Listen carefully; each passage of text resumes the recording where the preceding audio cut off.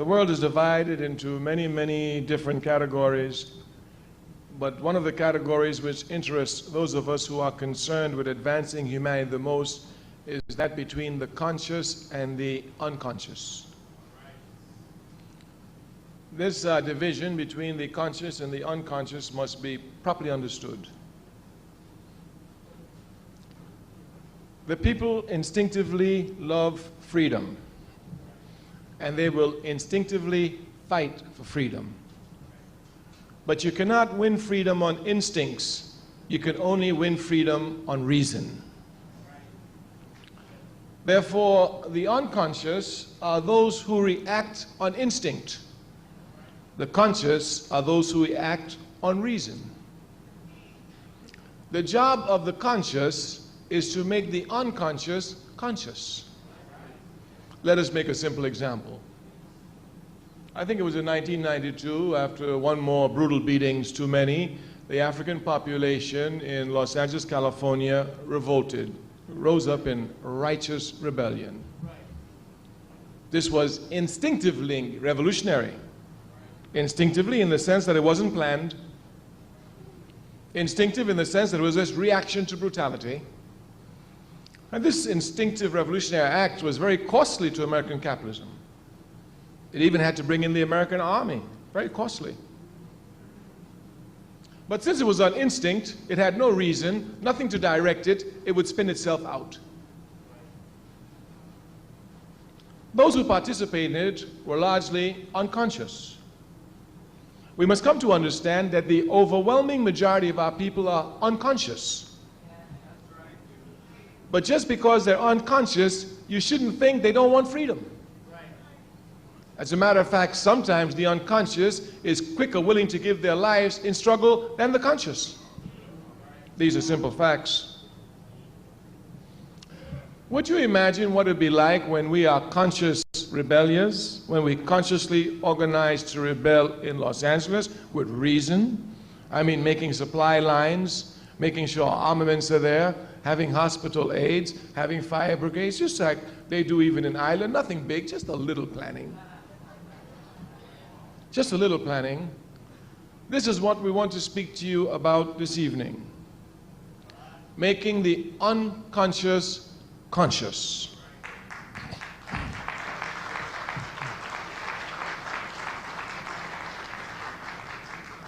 Now we must say from the very beginning, the only, underline the word only, the only route to consciousness is through struggle.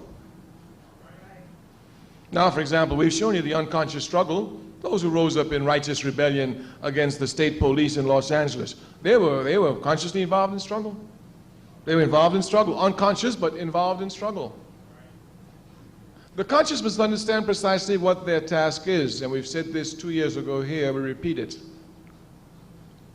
Ours is not to teach the people to be conscious, but to make them conscious of their unconscious behavior. Our task is not to teach the conscious to teach the unconscious to be conscious, but to make them conscious of their unconscious behavior. Because unconsciously, instinctively, they seek freedom.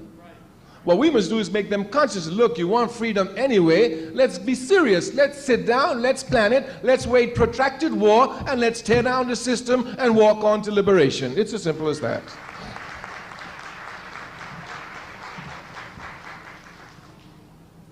This aspect of the unconscious becoming conscious is linked to mobilization and organization, something we mentioned last year. We must make clear distinctions between mobilizers and organizers. To be an organizer, you must be a mobilizer. But being a mobilizer doesn't make you an organizer. Much confusion is to be found here. Malcolm X was a great mobilizer. He was a great organizer. Martin Luther King was a great mobilizer. He was not a great organizer. These facts can be easily seen from King and Malcolm. When Malcolm went to a place, he left a mosque. When King went to demonstrations, he broke down desegregation and he moved on. As a matter of fact, King was not concerned with organization to the point that even though he was the most popular Baptist preacher in America, without the shadow of a doubt, and probably, beyond the shadow of a doubt, the most loved, he could not become president of the National Baptist Convention. Yeah, so many of them. The National Baptist Convention. As a matter of fact, if my memory serves me correctly now, and I remember it was Muhammad Speaks that carried the article on the front page in 1964, when King tried to become president of the National Baptist Convention. There was so much confusion there that a minister was actually pushed off the stage and died in the struggle. Yeah. And of course, King lost. The man who won was a reactionary man by the name of Jackson. He never did nothing for the people, never cared about the people, just was a pork chop minister who used their money to put gas in his big Cadillac. But he was organized. But he was organized. We say that we must come to know the difference between mobilization and organization because the enemy will use mobilization to demobilize us. Mobilization is very easy, very, very easy. Because since we're people who are instinctively ready to respond against acts of injustice, anytime there's one little act of injustice, we can blow it up and we'll find people who come and make some mass demonstration around it. Miss Sally lost her job. Let's rally. She'll get her job back. People will come and rally. So-and-so got kicked out of school because the teacher's unjust. The people will come and rally. They will come to rally at issues. And this is what mobilization does. It mobilizes people around issues. Those of us who are revolutionary are not concerned with issues. We're concerned with the system. The difference must be properly understood. The difference must be properly understood. Mobilization usually leads for reform action, not to revolutionary action. If we would look scientifically at the October 16th million and more march, we would see clearly that this was a mobilized event, not an organized event. We must know clearly the difference between mobilization and organization. One of the characteristics of mobilization is that it is temporary. Organization is permanent and eternal. Clear differences must be made because the unconscious can usually be captured easily around one-issue items, around mobilization items, but it's hard to catch them around organization. But these unconscious must be brought to organization. We must transform mobilization to organization. We say the enemy will come and use mobilization to demobilize us. Many brothers and sisters who've been to the million and more march will say to you, I was there. Well, what are you doing today, my sister? I was there.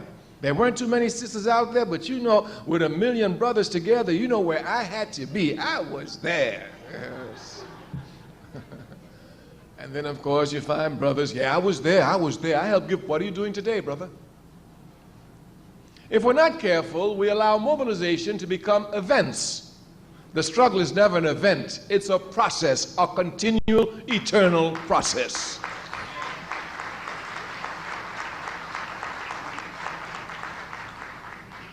We say it is our job to use mobilization to drive us to organization. You know our theme is organization.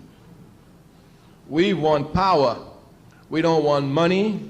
We don't want fame. We don't want fortune. We don't want popularity. We want power. Power. And power comes only from the organized masses.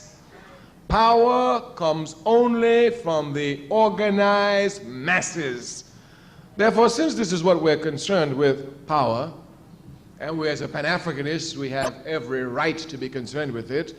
Africa, after all, is the richest continent on the face of the earth. Properly organized, should be the most powerful continent on the face of the earth. Therefore, our drive towards power is clear. We want power, and we can only have power through the organized masses. Of course, capitalism, a system which in deforming our thinking always seeks to make it appear as if the organized masses is some unattainable goal. Even the other day, when speaking to a sister who's been involved in activities over a period of years, she said, Kwame Ture, so when you say a mass party, what do you mean? I said, I mean a mass party. She said, but the APRP goes everywhere in England, they go in the Caribbean, in the United States, in Africa, and they're always saying about a mass party. What do you mean? I said, every African in the world inside our party. She said, are you going to get that? I said, that's what I'm working for. And if I don't get it, my granddaughter going to get it. But I'm working for it. Her disbelief comes from the fact that capitalism tells us that, well, you can be scientific about everything except human nature. That people are so different, they have such different tastes, such different tra-la-la-la, that you can't bring them together under the same roof. This is a lie. We will never tire saying it. Capitalism does not lie some of the time. It lies all of the time. When it tells the truth, it's a result of a double lie. It's a logical fact. It's a logical fact. So capitalism has this belief that you can't organize all the people around the same thing. That's not true. You can organize all the people around one thing, truth.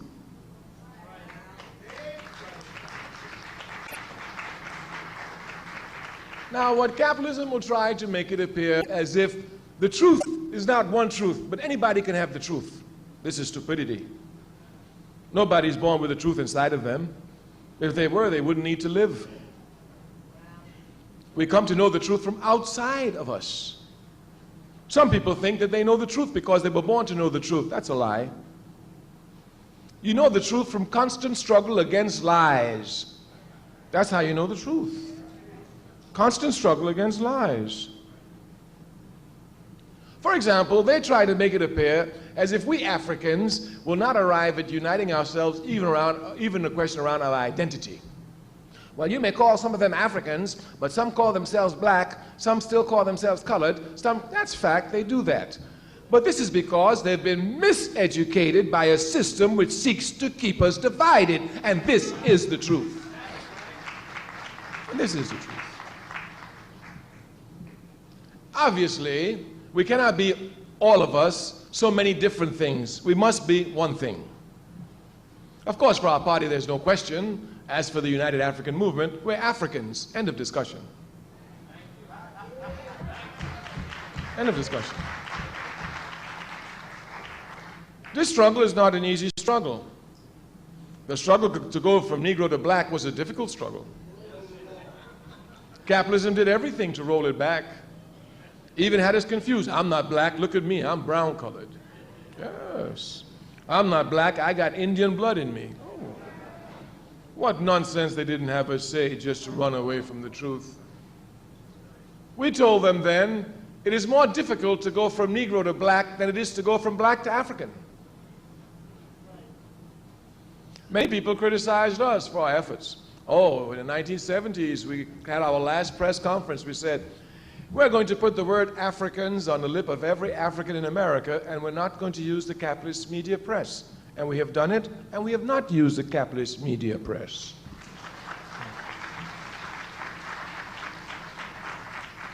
As a matter of fact, the capitalist media press, in trying to stop us from going to Africans in America, tried to throw out African Americans. They did it. We saw the whole scene. It's our job. We followed it carefully. Of course, they want to say African Americans. Of course, that keeps us exactly where we are. If you're African American, you're not the same like an African Kenyan. And certainly not the same like an African Brazilian. And certainly not the same like an African Trinidadian, etc., etc., etc. But once you're just African, ain't no question. Ain't no question. You African? Yeah, where you were born? Trinidad. You African? Yeah, where were you born? Uganda. You African? Yeah, where were you born? Egypt. You African? Yeah, all Africans. Once you have proper identity, one of your biggest problems is solved.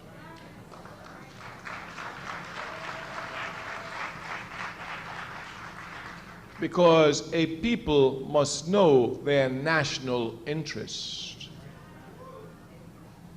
A people must have a clear understanding of their national interest. The job of American imperialism is to let us think that our national interest is within the confines of American imperialism. That's why Black American African American, anything but make sure they hold on to America. When the conscious comes to understand that they're Africans born in America, Africans living in America, their whole outlook changes completely. America no longer becomes their world. Of course, this is a difficult task because America convinced everyone that she is the world. I'm sometimes amazed when I come in this country and hear them say world news. Here they come. World news. Today, President Clinton said,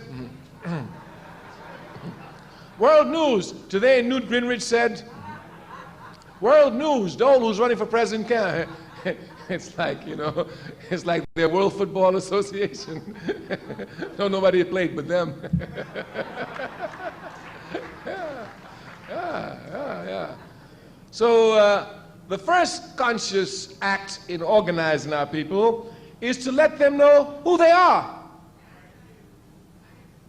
If you think you're an American, you will fight to protect the interests of capitalist America. If you know you ain't no American, you'll fight to destroy every aspect of American capitalism.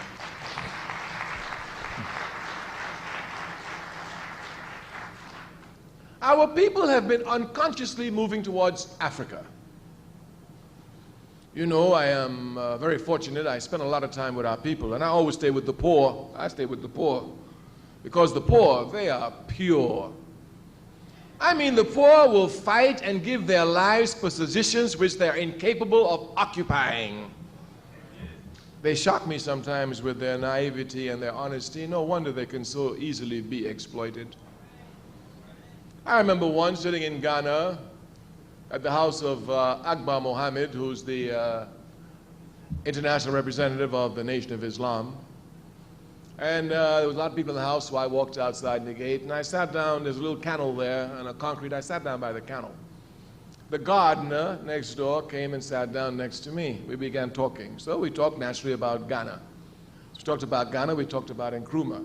So after a while, he said, "Were you born in Ghana? Are you Ghanaian?" I said, "No, I wasn't born in Ghana. I just live in Guinea." He said, "But you know a lot about Ghana." I said, "Well, yeah, I did a lot of study of the Ghana Revolution." I didn't tell him that I was the political secretary of Kwame Nkrumah when Nkrumah was co-president in Guinea. I didn't even tell him who I was. You know, Kwame Ture meant nothing to him, just another name. After talking with the man for about half an hour, you know what the man said to me? He doesn't even know me now. He said, "You know what?" He said, "Listen, I only went to third standard." That's like about third grade. He said, "I don't have no education, but people like me, we could fight and put people like you in power, and you'll help us." Yes. I've seen it everywhere. In the South, I used to see people die for positions they couldn't occupy. As a matter of fact, people who couldn't get to the university died so students who had the ability could get to university. People who couldn't vote died for people to become mayors.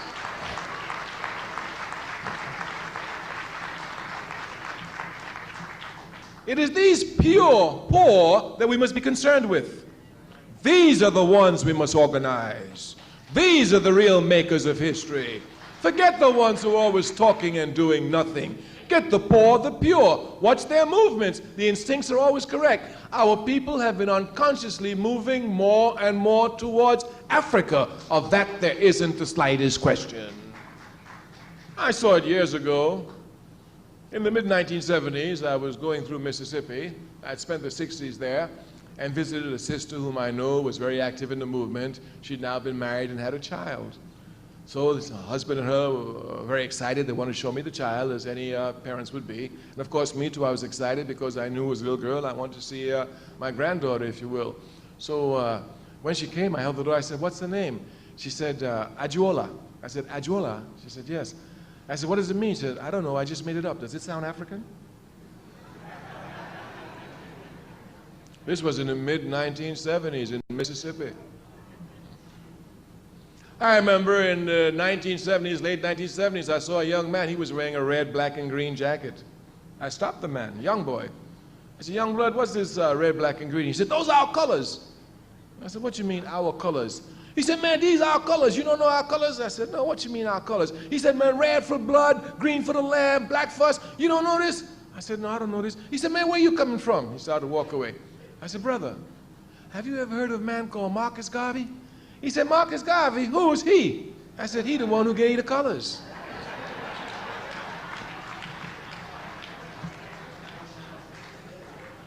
The unconscious are moving towards Africa. It is the job of the conscious to make them conscious of their unconscious actions.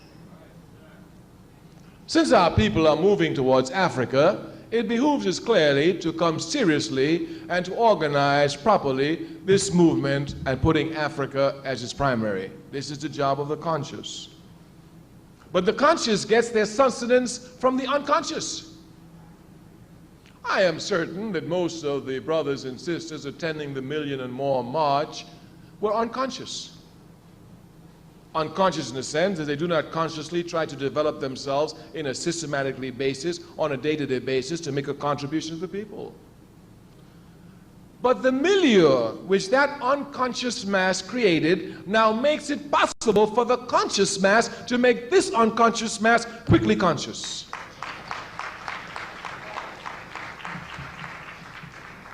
Quickly conscious, and this is our task. I had the honor, when working for the Student Nonviolent Coordinating Committee in 1968 in Washington, D.C., after having served as 1 year as the chair of the organization, of being with the SNCC team that helped develop the first Black United Front in this country. It came out of Washington, D.C. It was well organized. After leaving for Africa, and much confusion, mainly with the infusion of money into the Black United Front, the front fell apart. Moving to the All-African People's Revolutionary Party, we have done everything in our possibility to create an African United Front. What do we mean by an African United Front? We are saying that those organizations which are politically on the front lines fighting for our people, like the NAACP, like the Urban League, like the Nation of Islam, etc., should come together and form a united front. This united front is a very simple thing now, a very simple task. All it means is that we come together and have common meetings. And if we hear one attacking the other newspaper, we don't respond to the newspaper, we telephone each other and ask them. Our party's been doing much work on this. Because we're among comrades who work, we will give you some of our files, which is not made public, only here are we doing so. The Nation of Islam was an observer at the Washington, D.C. Black United Front. Although invited to join, they felt that at that time they wanted to observe. They were allowed full participation except voting, which they themselves accepted as observers. That is, they could fully participate in every level of the discussion. When the United Front broke up, the All-African People's Revolutionary Party quickly moved to put together a united front. We had brought together Mr. Roy Wilkins, who was alive at that time. This was in 1972. Vernon Jordan. Who was before Vernon Jordan? The one who died in Africa. Whitney Young. No, it was, I'm sorry, Whitney Young had died, it's correct. It was Vernon Jordan. Vernon Jordan was then at the Urban League. Of course, the Honorable Elijah Muhammad was alive, and he was sending Honorable Minister Louis Farrakhan as his representative. Jesse Jackson was representing PUSH. Dorothy Height, the National Council of Negro Women. Reverend Abernathy, the Southern Christian Leadership Conference. Innes Corps, and we represented the All-African People's Revolutionary Party.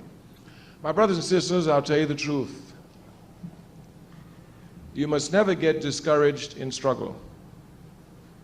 You will build something, and the enemy will knock it down, and you will have to start from zero. But as we say in our party, we're starting from a higher qualified zero. You must never be discouraged in struggle. As a matter of fact, the easiest way for the enemy to take you out is to make you frustrated and disgusted. Oh, I went to that meeting, they ain't doing nothing, I ain't got no time for them, until they get serious, I ain't going there. What you doing? I ain't doing nothing. And they really think that they're intelligent. They think they've made a great statement. So you must not be discouraged, but the enemy's job is to discourage us. We did a lot of work trying to get that meeting together, a lot of work. A lot of work. And because of a Zionist plot, they wrecked the entire meeting in 48 hours. The meeting was wrecked, but we were not. And we are revolutionaries. You knock it down, we're coming back stronger.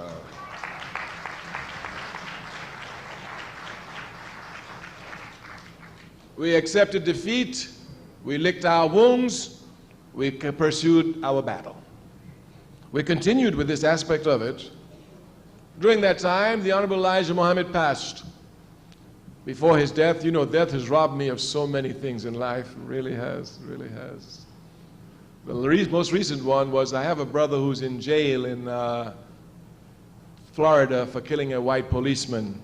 This brother has been isolated in jail. Nobody writes him, so he has a lot of problems. And his father and I knew each other from struggling days back in the 60s in Dayton. Asked me to write him. I wrote him. So you know when brothers are in jail, they ain't got nothing to do. So he writes me a letter every day. And I respond to all his letters because he's in jail, you know. And last year, when speaking on the telephone, I told him, I think I have everything careful. I'm going to speak to Bill Kunstler, and I'm sure Bill Kunstler will look at the case. In March of last year, I had lunch with Bill Kunstler and, in New York here, and Bill Kunstler agreed to take the case. And he said, but you know, I'm just a little bit busy now. Give me about 2 or 3 months, and then send me a letter, and I'll pick up the case. So I waited 2 or 3 months, and when I wrote the letter, before the letter arrived, Kunstler was dead. So death has robbed me of many political victories in life and created more work for me, but I'm a revolutionary. I accept it because I know my death is going to create a lot of work for others.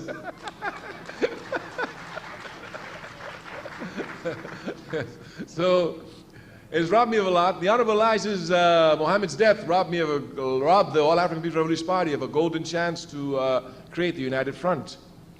Of course, you know, when the Nation of Islam came up, there was first Wallace Dean Muhammad, the son of the Honorable Elijah Muhammad, and then, you know, there was a little discussion, and finally Minister Louis Farrakhan decided to return with the original theories and actions of the Honorable Elijah Muhammad.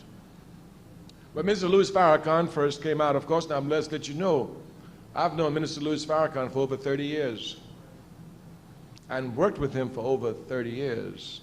Of course, we're not in the press all the time, but we're in contact all the time.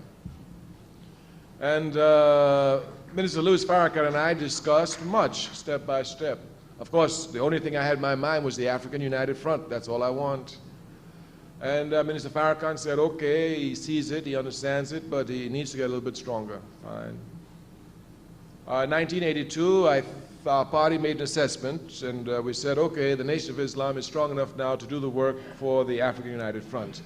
We cannot do it the All-African People's Revolutionary Party because from the time they see us, we tell them we're revolutionary, we're socialists, we ain't bending, we're anti-Zionist, you can do what you want, that's your problem.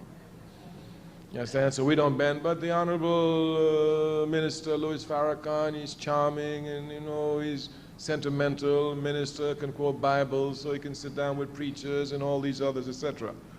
So after observing his movements, the All-African People's Revolutionary Party mandated me to go and visit Minister Louis Farrakhan and to give him the files of the African United Front and tell him that it was his responsibility to call the front.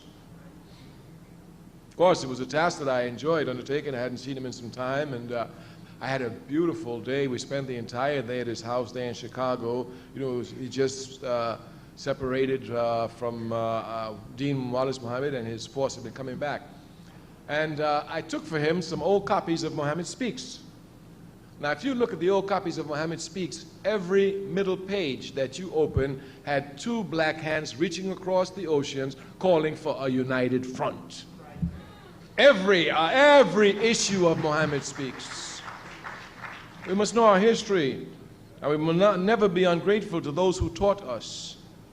The Honorable Elijah Muhammad has taught me an awful lot, and I know he's taught our people an awful lot, and for that alone, I'll be forever grateful to him.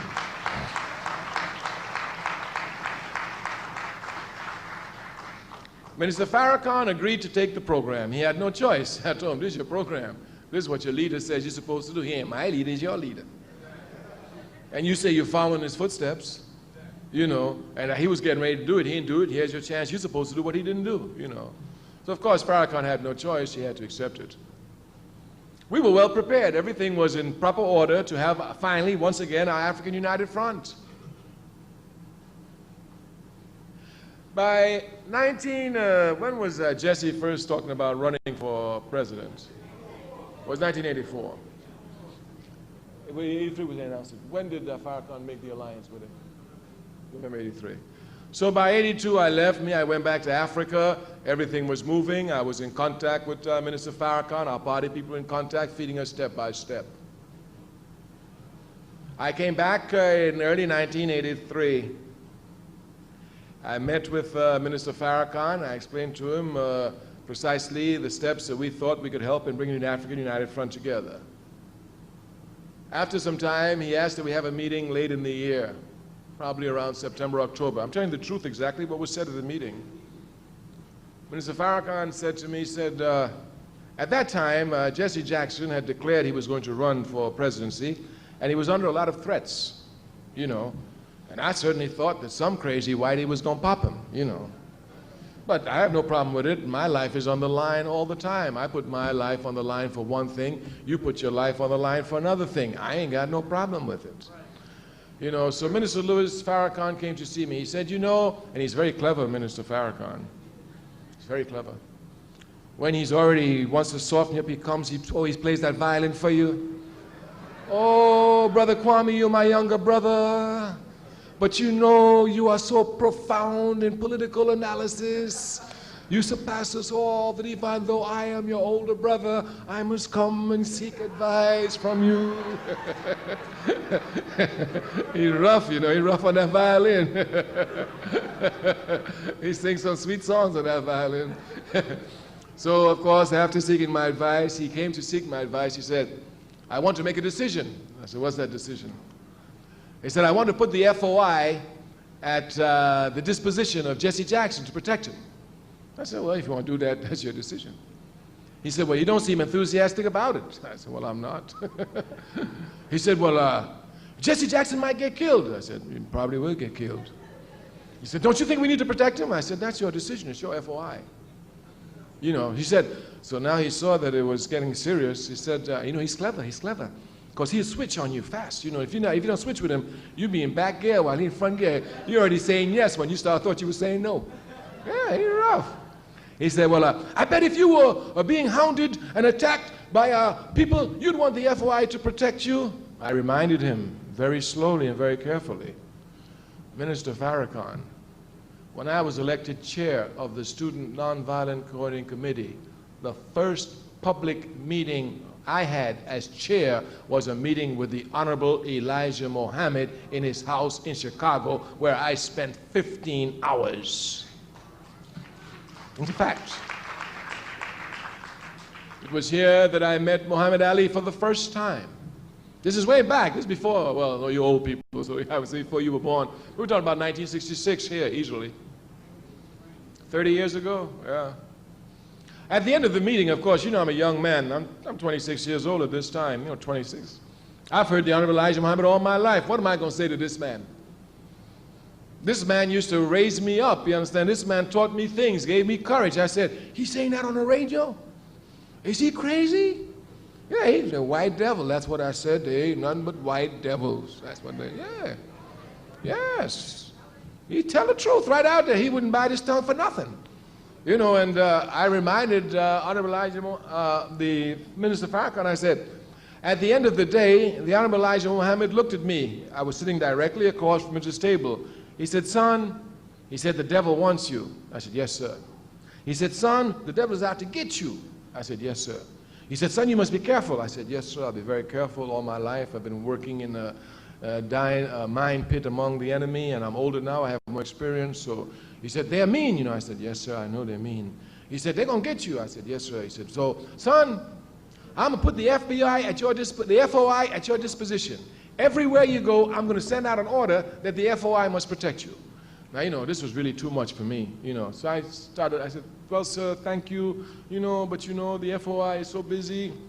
I'm so busy. I'm running here and there. This will be such a task for them. Really, I thank you, sir. I really appreciate it, sir. And you know, I go through all this humble pie about thank you, but I don't need it. You know what he said? He said, son, I wasn't asking you. That's just what he told me. And if you go and look at pictures in the past, you'll see everywhere I go, the FOI was there protecting me from the 60s. You will look and you will see that. So I reminded this to Minister Louis Farrakhan. I reminded him of it. And I said, Minister Farrakhan, the FOI will protect me, but I promise you they will never protect me because I want to be President of the United States of America. They might protect me because I want to rip up America, but never because I want to be President of America.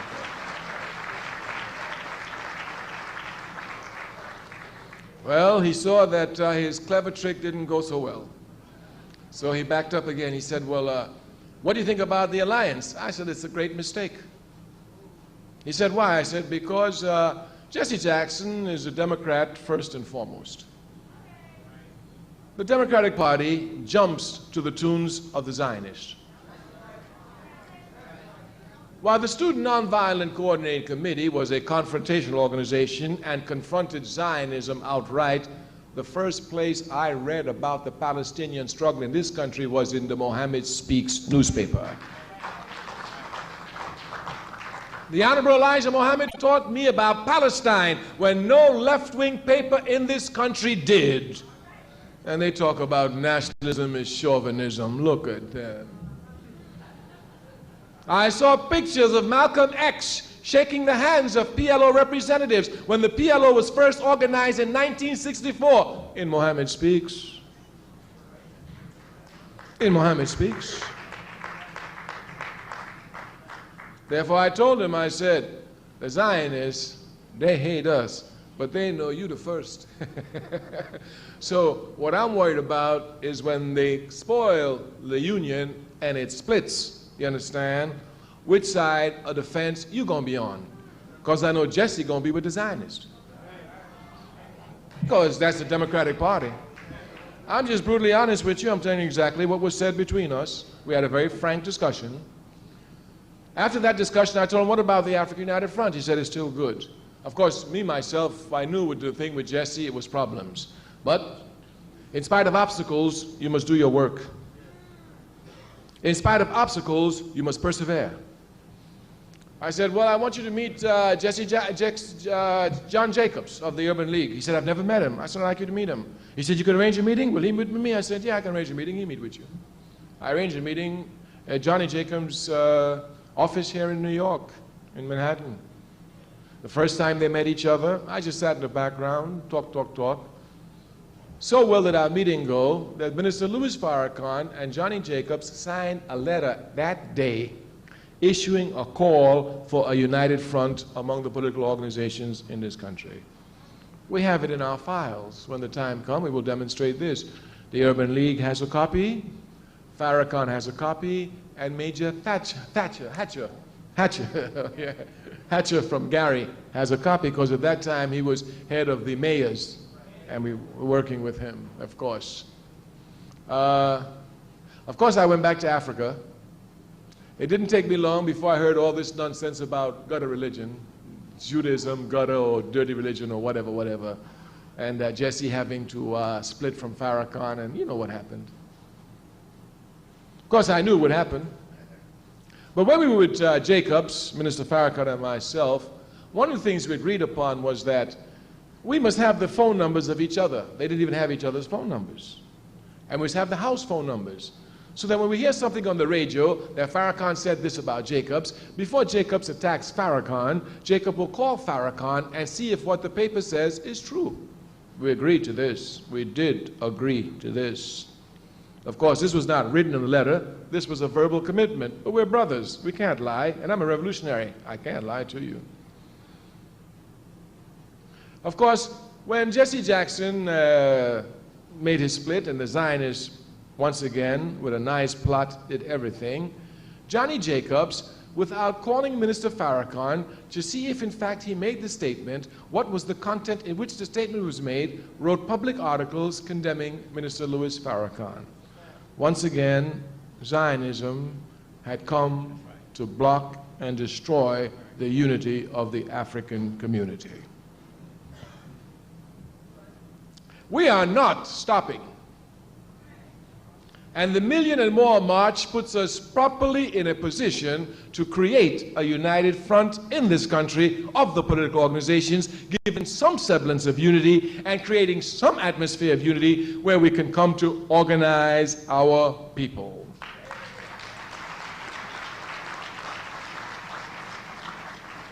I must tell you, the major enemy to our unity is Zionism.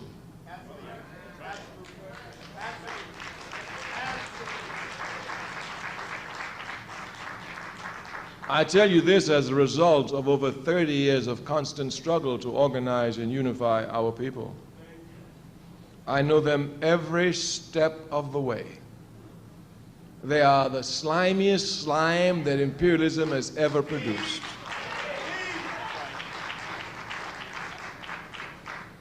They will do everything to keep us divided, want to run our own concepts for us, teach us. They fight to teach our children.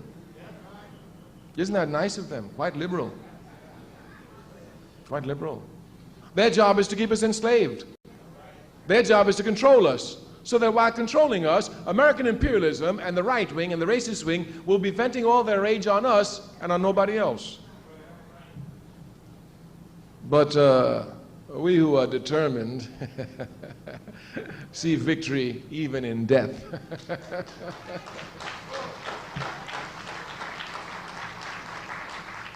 We're going to have a united front. Our party, the All-African People's Revolutionary Party, has decided to direct its attention for the next 3 years into two major areas. In the 1960s, when COINTELPRO broke down and destroyed many organizations, and they did, they also destroyed coordination between organizations. Thus today, there is no coordination between organizations, and people come to think that the struggle in America is not like it was in the 60s. Why? America is more ripe for revolution today than it was in the 60s. The people are more politically conscious. The conditions are worse. When you have falling conditions and rising consciousness, you've got to have an explosion. You got to have it. Either it will be instinct, which will be revolt, or either it will be reasoned and organized, which will be revolution. But you can be sure you're going to have an explosion. We say that people's consciousness are rising more and more.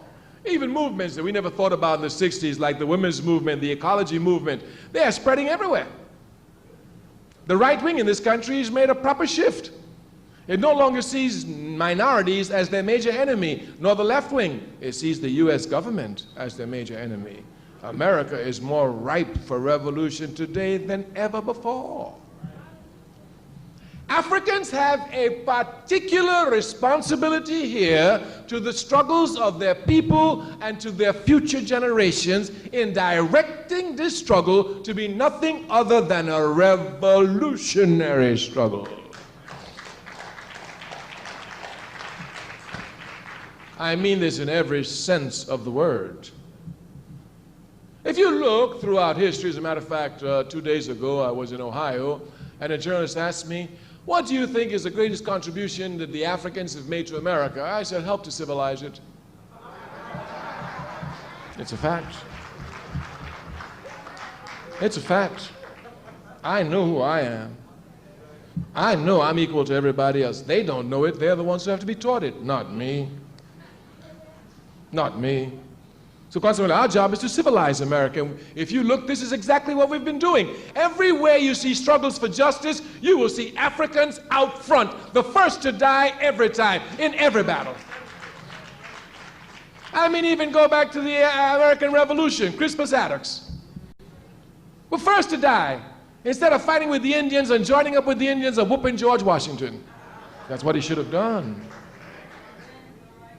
And that's why we must rectify the error today. Of course. The Chinese say if you make an error, you know it's an error, you don't correct the error, you've made your second error. We have to correct that error. We're always on the front lines. Look at the history of the labor movement. Africans everywhere on the front lines. Look at the peace movement. They try to make it look like a white movement, but I know it was the Student Nonviolent Coordinating Committee that gave the slogan, hell no, we won't go, and broke the draft in this country. And I know it was Martin Luther King who was the center of the peace movement in the anti-Vietnam War in this country. Once again, Africans up front in the fight for justice. Anywhere you look, you will see us up front. We're unconsciously up front. It is time for us to become consciously up front. This then is the task that we come to put before you, your responsibility. Every time we come here, we tell you this is our problem, this is our responsibility here. The capitalist system has but one job through its media: make the Africans irresponsible, make them frivolous, make them hate themselves, make them have low esteem of themselves. Just in one word, keep them demobilized and ineffective and tools for us when we need to exploit them and to turn them against their own people. This is their plan. We have to counteract this. We have to counteract this. And the television does it 24 hours a day, non-stop. We who say we are conscious cannot speak of being tired. As a matter of fact, even as a young boy, I remember sometimes seeing my father. You know, it's true, they don't make men the way they used to make them, because I'll never be the man he was. I'll never do what he did. I can't even try. But I would see my father coming very, very tired from working, and I say to him, "Why don't you rest?" He says, "When I die, I will have enough time to rest." So from him, I've learned that I'm going to work myself to death for my people. Yeah, because I can't rest now. I'm going to work myself to death for my people. I know if I can't rest now, I know I'm going to rest. And I'm not like Martin Luther King. He sang free at last. I'm going to sing, "I'm so glad I laid this burden down." But until I lay it down, I ain't going to make one squeak about it. I'm going to carry it with my head up, just like my grandmother carried her head up on plantations. Your job as the conscious is to make our unconscious conscious of their unconscious movements. This can only be done in organization.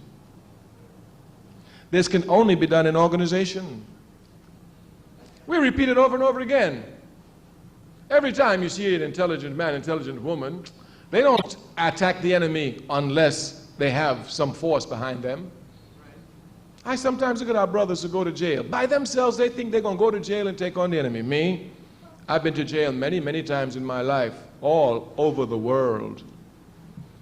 And every time I've been to jail, all I do is get one message out to one member, any member of my organization, and my task is finished.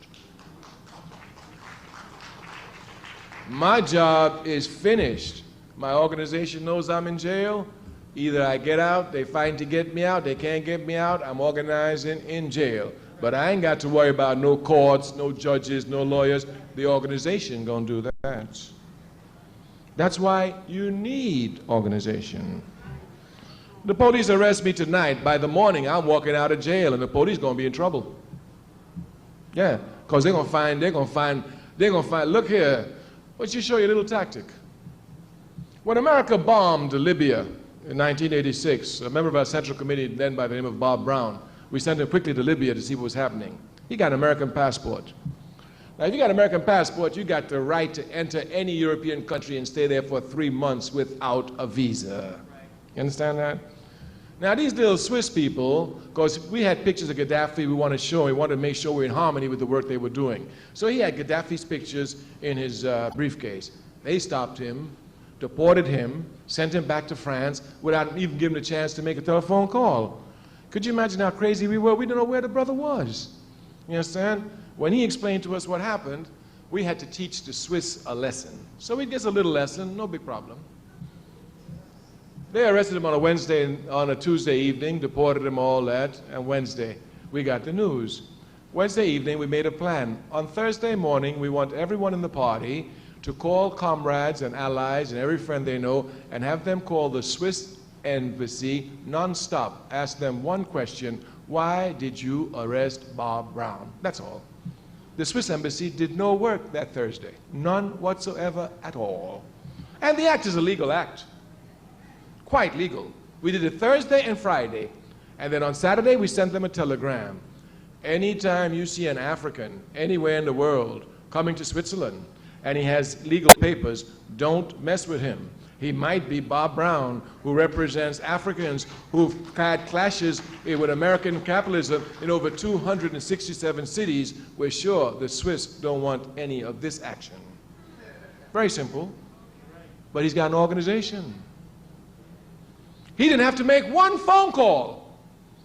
And when anybody else goes through Switzerland, they don't mess with us at all. And we told him, this is just the first level. You mess with us again, we take it to a higher level. And you mess with us again, we take it to a higher level. And we can do it because we got organization.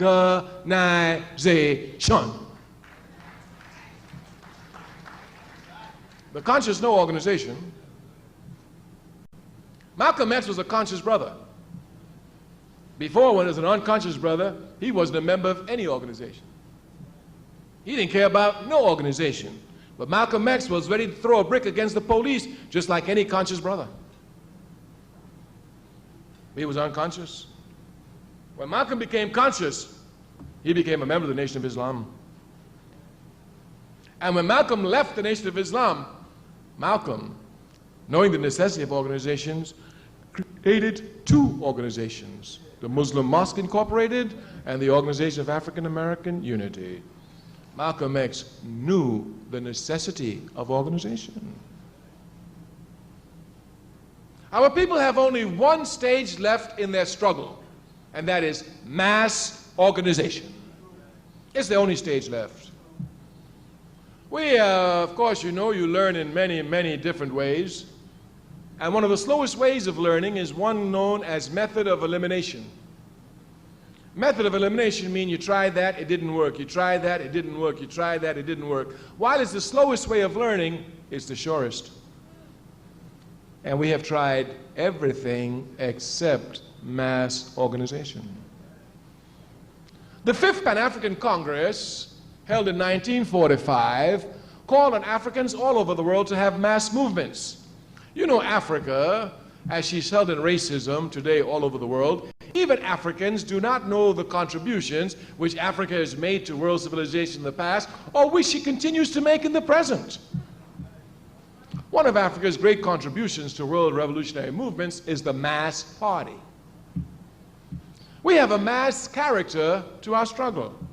In 1945, at the 5th Pan-African Congress, the delegates there issued a resolution. They said, we are in the final confrontation with colonialism and racism. We call for mass parties to be set up in Africa, throughout the Caribbean, and mass movement in England and in the United States. Do you know that by now this meeting was held in 1945. By 1952, Supreme Court decision was ready, and by 1956, Martin Luther King had hit Montgomery with a mass movement. If you look throughout Africa, the length and breadth of Africa, the independence struggle was nothing less than a mass struggle. In the Caribbean, mass struggle. In Britain, when we rise up there, mass struggle. And in America, unconscious as we are, at least we know we only rise up when the masses are instinctively ready. Mass struggle everywhere. Therefore, we already have the character of mass struggle. Our task is to take this character and make it permanent into mass organization. We are going to organize the masses of our people. I want you to know that. I want you to know that in spite of yourself, you're going to organize the masses of your people. Because your culture is so strong that in spite of you, it will defeat American imperialist culture. I'll give you one simple example. Imperialism, seeing this mass character of the African movement in the 1960s, had to do everything possible in the 1970s to go quickly to an individualism. Me thing, my thing, I, me, my, individual. They made a whole lot of propaganda about it. And of course, they had to have the art reflect this. Therefore, they were serious. They didn't play. They broke up the Beatles, they broke up the Supremes, they broke up the Jackson 5s, they broke up everybody. There could be 3 Jacksons, but there couldn't be 3 Jackson brothers. They had to be each of them their own superstar, individual by themselves. This was to reflect this individual culture so that it would see, oh yeah, everybody's superstar, so this communal thing ain't going. I guess we all got to be superstars, and everybody trying to be a superstar. They don't play now, they don't play. But African culture, dig this. When I see MC Hammer, I see the African ballet. So our culture itself has already broken down this individual garbage, even though the artists who were doing it were unconscious of it. Certainly, while rap has given us a lot of conscious artists, it has produced a lot of rubbish too. This is a fact. This is a fact. And even they who had this rubbish, while they were showing rubbish, they were showing communal activity. They were showing communal groups. It was no longer the one, and they were showing once again Africa, call and response. Call and response. That's which they tried to destroy in our culture. So there's victory for us now. I want you to know we're going to win in spite of ourselves.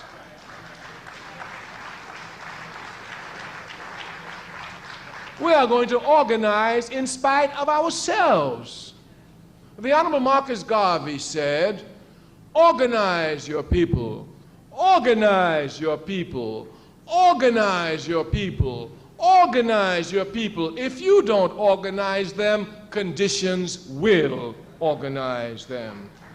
And the conditions are here. We must be one step ahead of it.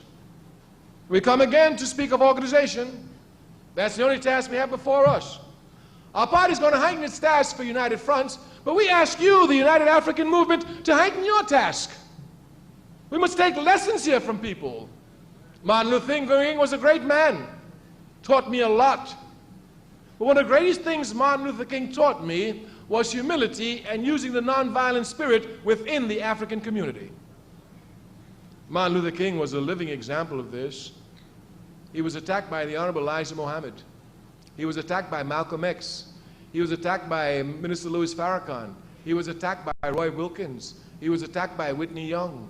He was attacked by the Student Nonviolent Coordinating Committee. I myself attacked him. But Dr. King never attacked any of us. Never. Never. Malcolm X recognized this error. When he came back to form the Organization of African American Unity, he said, I've said a lot of mean and evil things about a lot of people. I hope they can forgive me. I made an error. I want us to work in a spirit of unity and harmony, and we must do this. The masses have demonstrated to us by the million or more march that they want unity. That's the message they sent. This is the message the unconscious sends to the conscious, and they do this unconsciously. Therefore, we have a responsibility to do this. The United African Movement must come and make serious moves to bring a united front of all the political organizations fighting for the people in New York City. All that is stopping us from undertaking this task is will and determination. The task is not an easy task, but we're revolutionaries. We don't look for easy struggle. I mean, who looks for an easy struggle? Somebody who don't want to struggle. Somebody who don't want to struggle, look for eager struggle. You want to struggle, give me the most difficult. Yeah, that's what we did in SNCC. Y'all want to struggle? Yeah. Well, take Georgia, Mississippi, that's the worst one. We want struggle, that's where we're going. We want struggle. We want the most difficult struggle. The United African Movement has a responsibility to do this. It has conscious elements. It has a constant base, a secured base, independent base. There's no reason why it should not be the leader in calling for this, going to meetings, preaching, and begging people to come to unify with each other. The All African People's Revolutionary Party will never tire in this task. We've already drawn up our plans for our next attack for the United Front. Meetings are already being scheduled for me with different people whom we have to see, who we feel can play key postures in bringing about this united front. But the conscious must learn one thing.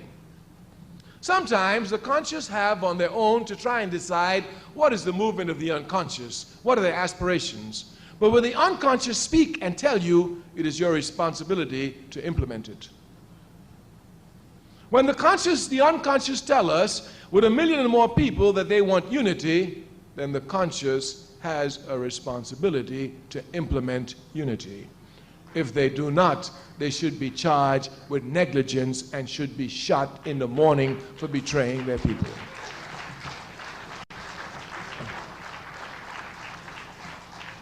Some people think traitors are those who do something against the movement. You can betray the movement by not doing something for the movement.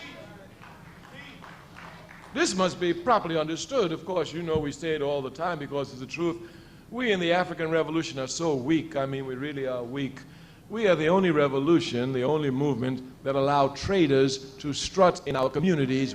It is a level of weakness. The front lines is that we have to leave our wounded on the battlefield to be picked by vultures. We have prisoners of wars in prisons in America all over, and we cannot even support their families, and they're in jail for us. These are facts. Movement, seriously. Seriously. The other day I had to write Brother Sudiata Akoli a letter. I was ashamed. I was ashamed. We haven't even done anything for his family. Any liberation movement, you're a fighter, you get wounded, the first thing the liberation movement do is come to support the family. This is how weak we are, but we ain't gonna be weak always. And the faster we work to get strength, the quicker we will arrive at strength. I say sometimes we have to try and figure out what the unconscious wants, but once the unconscious tells you, then you have a responsibility to do it, and if you don't do it, you've betrayed the movement. All that the 1 million and more march has told me is that they want unity. Hitler said, tell the truth, tell a lie 1 million times, and the people will come to think it's the truth. Revolutionaries say, tell the truth a couple of times, you will smash 1 million lies. And that's exactly what the 1 million and more march did. That's exactly what it did. If you would look at the lies of the capitalist media, you would think all we're concerned about is drug addicts, shooting each other, crime, raping each other, ripping off each other, ain't concerned about each other, insecurity. October 16th, one day put all those lies in the garbage can forever. Do not think that capitalism takes defeat laying down. They're going to climb back out the garbage can. They're going to wash themselves off, give themselves another scent and odor, and infiltrate in another area of the movement. Do not think that capitalism, when they saw the 1 million and more march, just sat down like the rest of them and said, oh, it was a nice march. They said, this is serious out here. They said, we cannot play with this. That's precisely what they said. And on October 15th, they started heightening up their organization. What have we done? We must heighten our organizations. It is only in unity that we will defeat the enemy, and the enemy will be defeated, therefore we will be unified. Kwame Nkrumah precisely said, unity presupposes organization. You know, many brothers and sisters think they're in unity with the people and they don't belong to no organization at all. All the time. Oh, what organization you belong to? I belong to no organization, but I'm in unity with the brothers and sisters. Unity presupposes organization. If you're not an organization, you're not united with your brothers and sisters. If anything happens to me tonight, I call a brother or sister in my party in New York. You understand? If things get rough, we call each other. We decide what spot we're going to get together and go down together at least.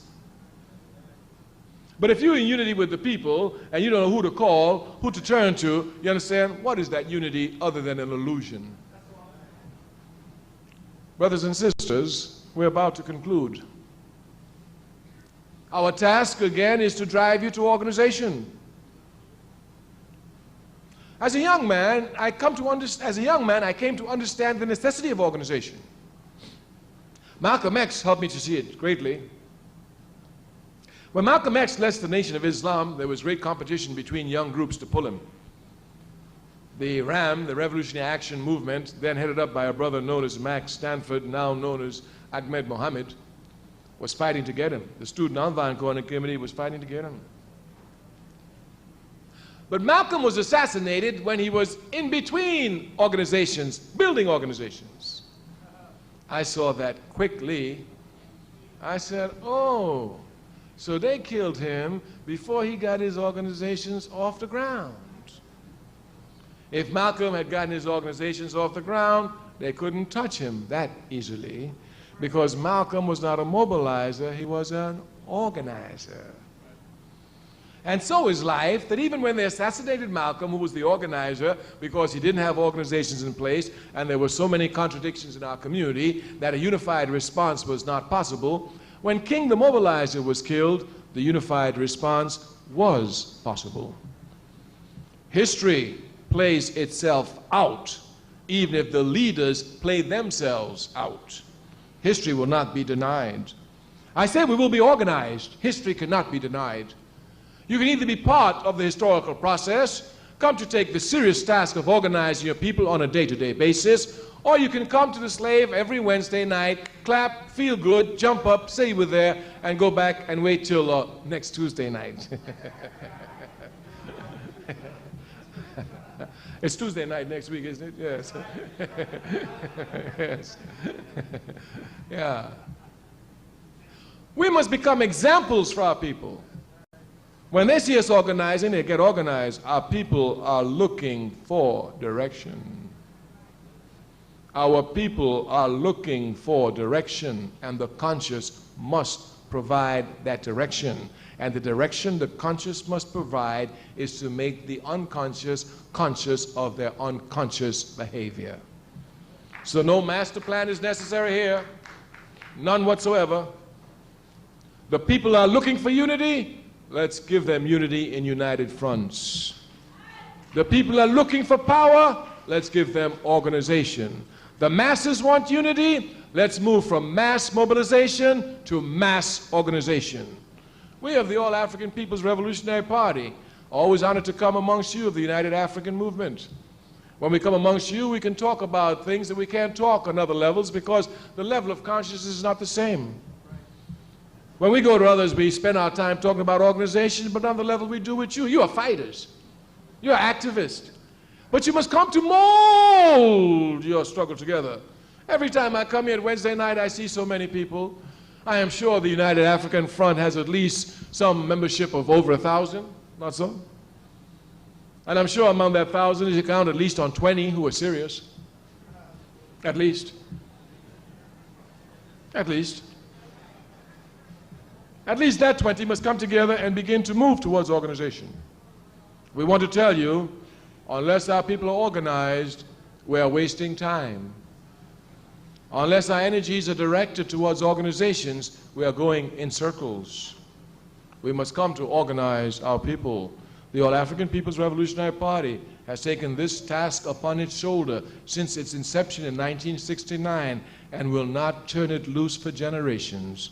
We intend to organize Africans in Africa, Africans in the Caribbean, Africans in South and Central America, Africans in the United States of America, Africans in Canada, Africans in Europe, Africans in Africa into one organization.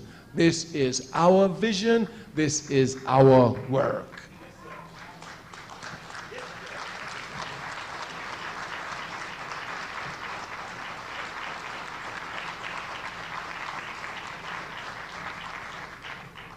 If you think we're crazy, just go for New York. If you think we're out of reach, just go for New York. We're not asking much for you.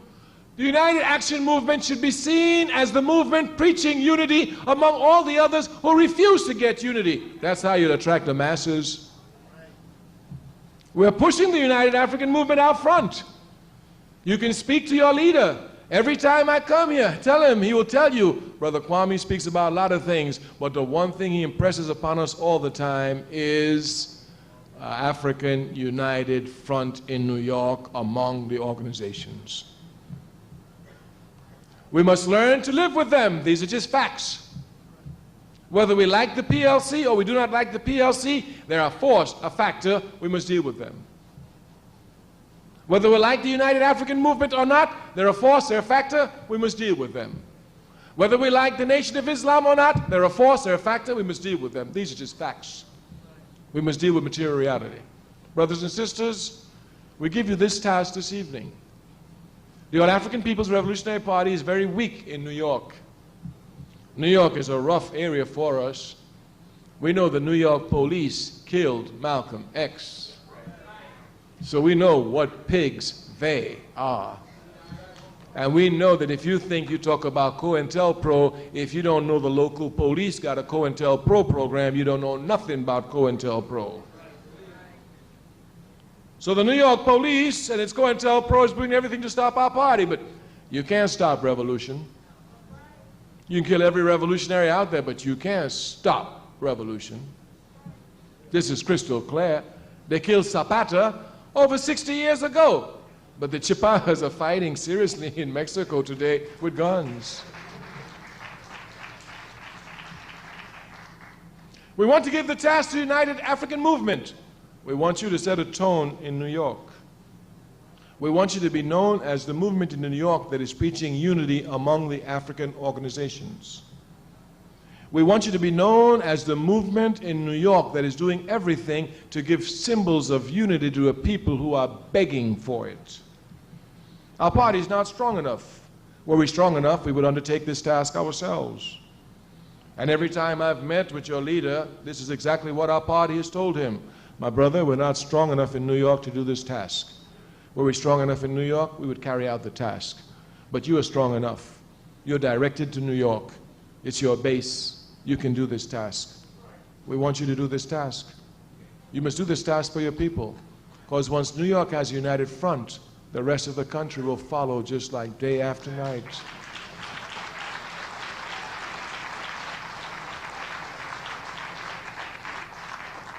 And once our people have a united front, organizing the masses is a very simple task because all the organizations now have joint efforts in organizing the masses. So, for example, in New York, we could have a rally with the Nation of Islam, the NAACP, the UAMC, the PLC, and bring them all together, and at the meeting, just ask everybody there to join one of these organizations. But we must have this united front. We promise you that we of the All-African People's Revolutionary Party will never tire. Zionism, we are going to take them on a slow march to protracted death, but they're not going to stop us from uniting our people. No force on earth can do that. Zionism, we will never compromise with them. We are revolutionaries. We are Nkrumah's Tureis. Nkrumah teaches us any compromise of principle is an abandonment of principle. We are revolutionaries. We live by principle. We will never compromise with it. We will fight it until it is destroyed because we know it is the major obstacle to unity of our people throughout the world and here in the United States of America. We give you one last statement on Zionism because sometimes people think that we're just talking and attacking Zionism because we have some special hatred of it. No, no, no, no. The special hatred that they've got, they've earned every bit of it. Every bit of it. It is only when we come strong enough to move around the organizations which are dependent upon Zionist funds, which are controlled by Zionist forces. Once we become strong enough, the Zionists themselves will send them to join our united front to find out what's happening. We must have a united front. Our party will not stop. We will continue. Already next week we have meetings with people all over the country to bring this united front into being. We ask the United African Movement to give us the example here in New York. Thank you. Ready for the revolution.